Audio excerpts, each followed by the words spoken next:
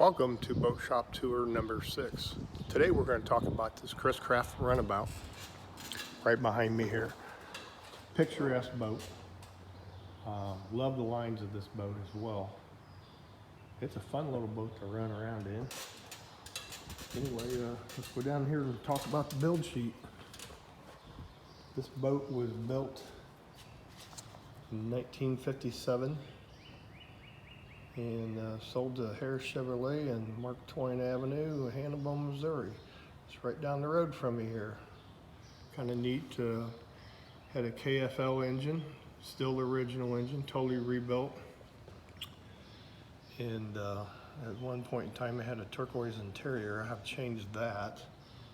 Didn't get this build sheet until after I got this one almost completed.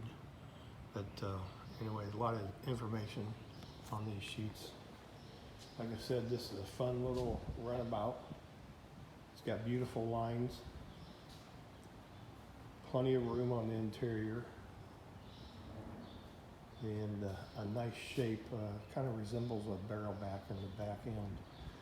Here in the front we have a nice little cockpit. It's a double cockpit, all original gauges, totally been rebuilt. Here's a secondary cockpit.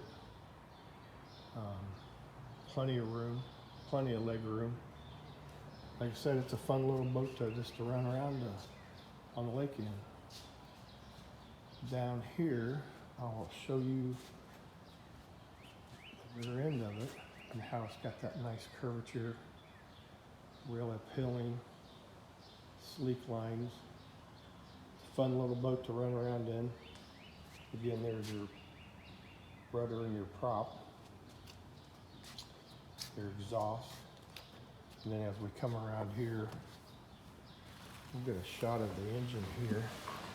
It's got a really nice engine hatch.